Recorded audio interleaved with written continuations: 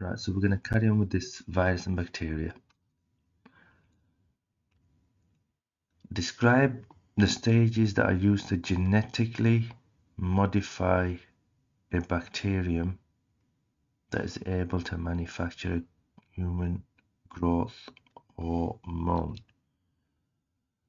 So what you do first of all,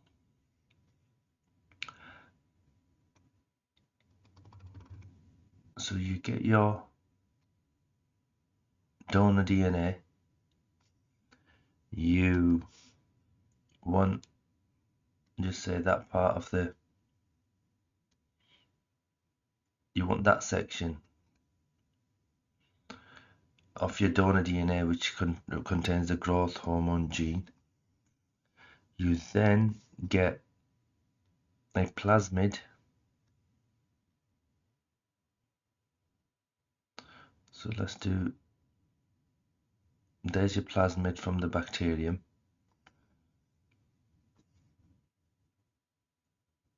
The plasmid is the vector.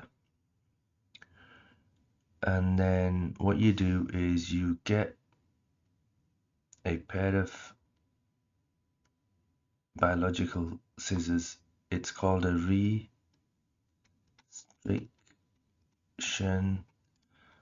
enzyme. This is the donor DNA, and this is the donor gene that we're interested in. That's the human growth hormone. This is the vector. This is going to carry the donor gene, so that there is a plasmid from a bacterium, from bacteria that we've got. What you do is you get, let me choose you get a restriction enzyme and you cut out a section of the plasmid. Then you use the same restriction enzyme and you cut out this gene. And then what we're going to do is we're going to transfer that gene. Oh, what's going on?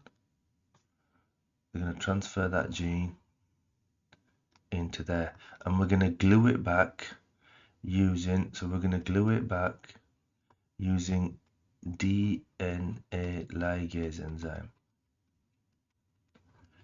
So now when you glue it back in,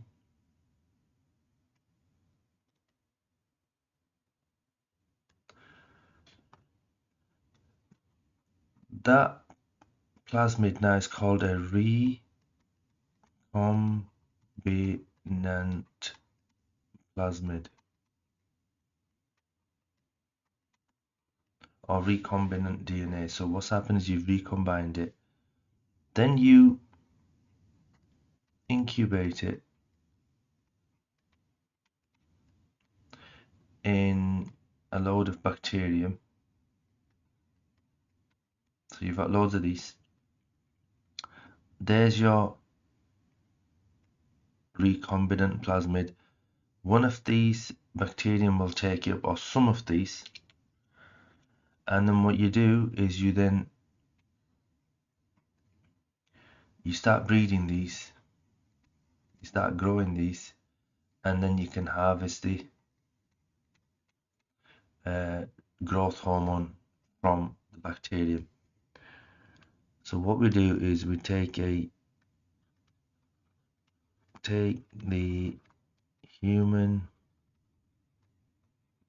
donor gene using restriction enzyme.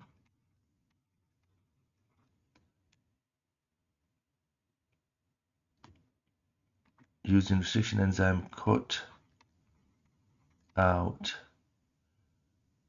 donor human growth hormone. Then you, using the same restriction enzyme cut out section of plasmid. Then using DNA ligase enzyme, glue the donor gene into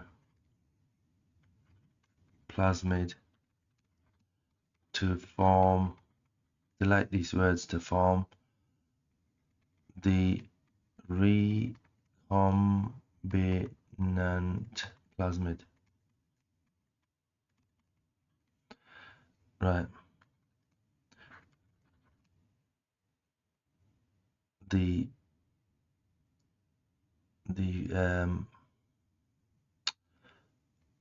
recombinant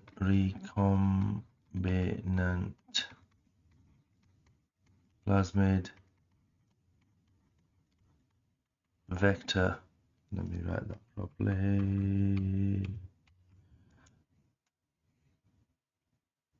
vector, the recombinant plasmid vector is incubated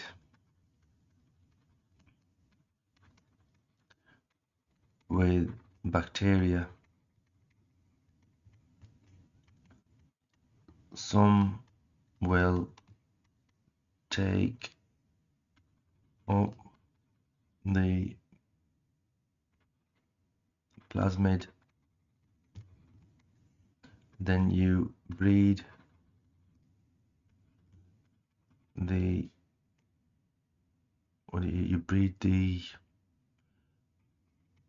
bacteria in an industrial fermenter, and then and harvest. Human growth hormone. Right, that will get you it. So let me just go through that once more. You take human donor gene, to the donor gene, using restriction enzyme, you cut out the human donor growth hormone. Using the same restriction enzyme, you cut out a section of the plasmid. Then you use DNA ligase to glue it all together to form a recombinant plasmid. The recombinant plasmid, which is a vector, is incubated with the bacteria. Some will take the plasmid up, then you breed the bacteria and harvest the human growth hormone. And that should cover that. Right, what's the next one? What is a hormone? It's a chemical or molecule released in the blood from a endocrine gland, and then it targets, so it travels in the blood and targets specific organs, causing desired effect, desired response or effect. That's what it is. So it's a chemical, so watch this, it's a chemical messenger released in the blood from an endocrine gland, and then it targets specific cells or organs, causing the desired effect. Right. Why does this look so familiar? Anyway, look at this. We're going to do selective breeding. So remember, selective breeding. Yeah, I think it was in another. I'm getting confused. So selective breeding is when the farmer takes, so it's to do with, we want to increase milk production. So farmer takes a high milk producing or high milk yield cow and breeds it with a bull. Now the bull has to come from a high milk yield mother or have high milk yield daughters. So that's the important thing, yep. So you don't just get any old bull. So they both have to be high milk yield. They breed, and then what you do is you take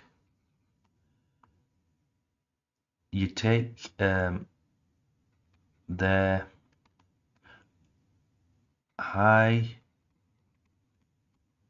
milk yield offspring and breed them, and then you continue on this cycle, continue repeating this cycle, and then each generation will produce more and more milk. Eventually where you get to a point where you've hit the ceiling as such, you can't get more milk out of them. But that's what you do. So there's a few steps. So the farmer will select high milk yield cow and breed it with a high milk yield bull. Now how do you know? Because bulls don't produce milk. So you look at whether the mother was a high yield milk, or the bull has produced high milk yield daughters. And then from their offspring, from the kids that they produce, you then repeat the cycle. Right, let's move on. Right, so we need to know, so that's supposed to be a cross. That's supposed to be a cross. So does bacteria have a protein coat? No. Does a fungus have a protein coat? No. They gave you these, and a virus does. Not all bacteria and fungi are pathogens. Pathogens are what? Pathogens are disease causing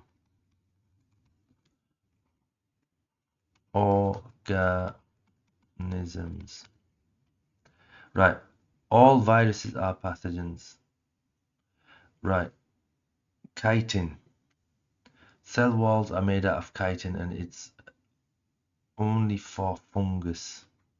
I always forget that. So that's only for fungus. This has a protein coat, not a wall. Contains DNA. Bacteria does not contain DNA. I'll come to that here in a second. A fungus does, and a virus definitely doesn't. Do they respire? Yes. Do they respire? Yes. Do they respire? Definitely not. So let's look here. So you have two types of cell. You have a prokaryote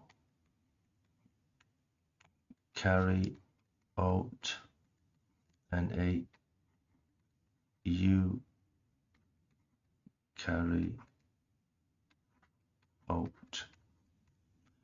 Prokaryotes have DNA or genetic material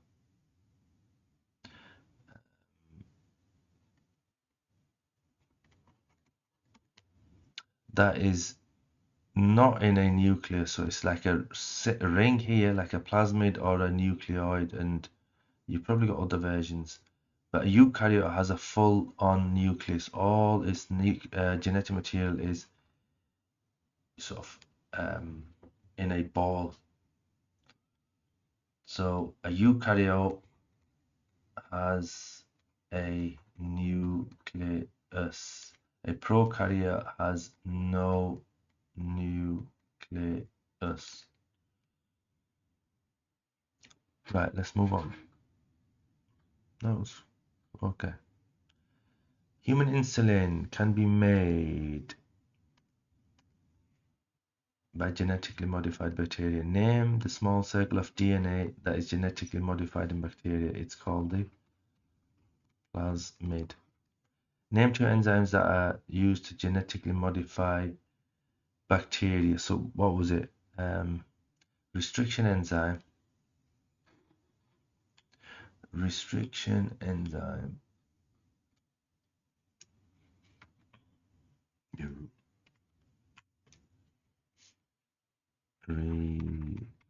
Restriction enzyme. They put the word enzyme, so you don't need to put that. And you've got DNA ligase. And they've just called it ligase enzyme. Okay. Whoa. Whoa.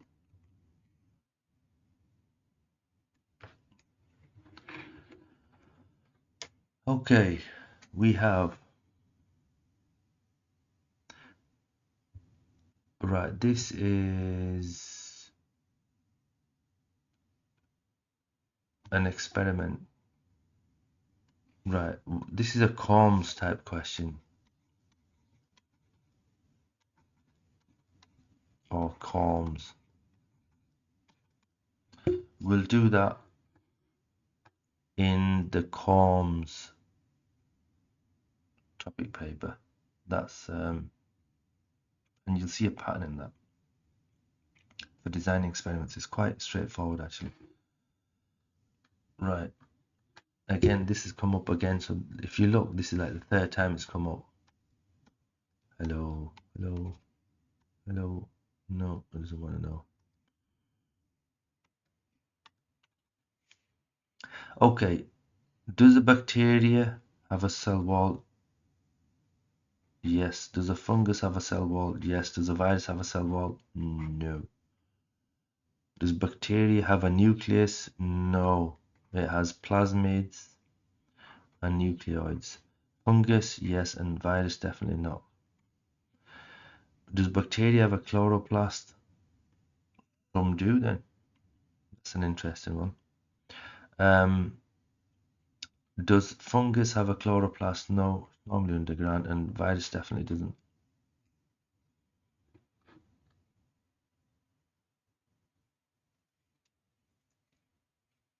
Right. Growth hormone. A. Haven't we just done that? D.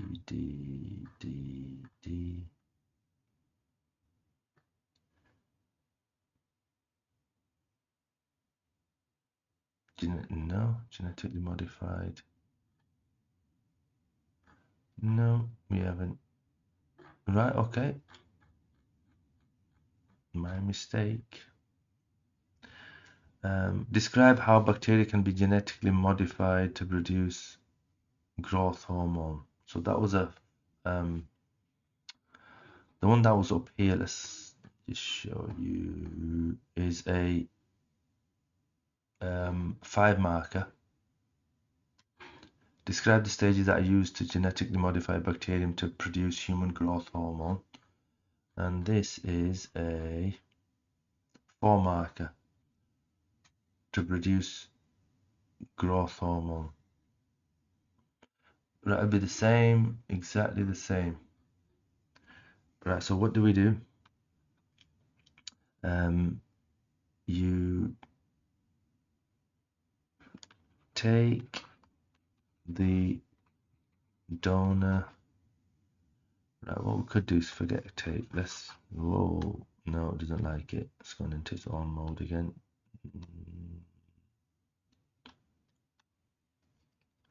No, doesn't want to know.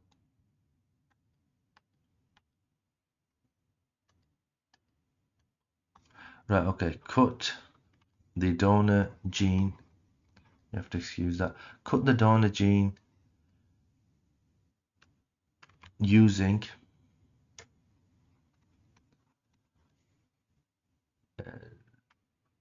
the restriction enzyme. Right, using the same restriction enzyme, cut out a section from the plasmid.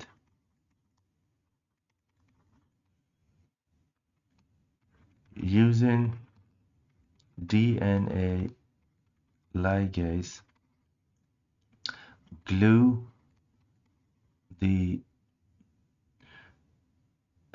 growth hormone gene. Growth. Let's use the word. Oh, that's good. Donor growth hormone gene. Using the DNA ligase, glue the donor growth hormone gene into the plasmid to form a recombinant plasmid. That's where you've recombined it.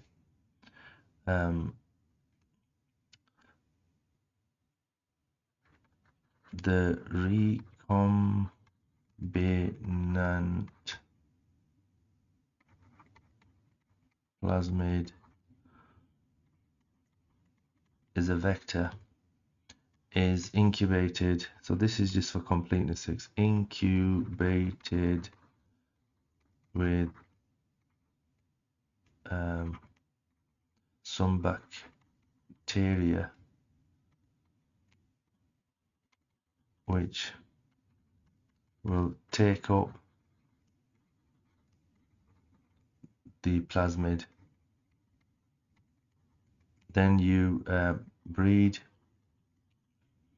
a bacterium with the growth hormone containing growth hormone.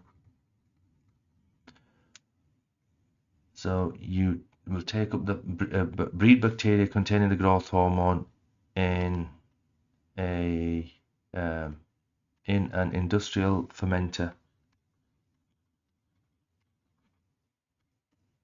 And that's it, and then harvest. Done.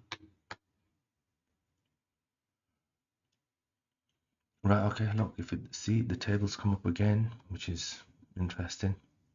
So bacteria has a cell wall, bacteria has a plasmid, it has cytoplasm, they've given you that, and bacteria does not have a nucleus. It has a plasmid and a nucleoid. Fungi has a cell wall, it does not have a plasmid, it does have cytoplasm, no, and it's got a nucleus because it's a, remember, it's a something's got a nucleus, it's called a no, stop playing again, isn't it? It has a eukaryote, and if it doesn't have a nucleus, like the bacteria, it's called a prokaryote. Protoctist, they are single-celled organisms that don't fit into any particular category. So I think it can be from any that can. So Protoctis, does it have a cell wall? No. Plasmid? No. Cytoplasm? Yes. And does it have a nucleus? Yep. So it can be. All right. Okay. So it's got its own group where it doesn't fit nicely into the others. Okay, that's fair enough. I'll accept that. Right, some bacteria, fungi, Protoctis are pathogens. Name another type of pathogen. The most obvious one that we know is the virus. All viruses are pathogens. Right, a Protoctis is caused by malaria. So a disease is malaria. You can have dysentery, where you have loose bowel movements. You can have sleeping sickness. Never come across that. Sleeping sickness. So malaria is the most obvious one that's in all the books.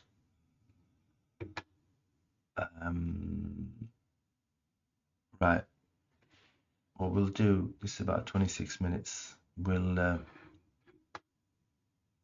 call it quits there and do another video.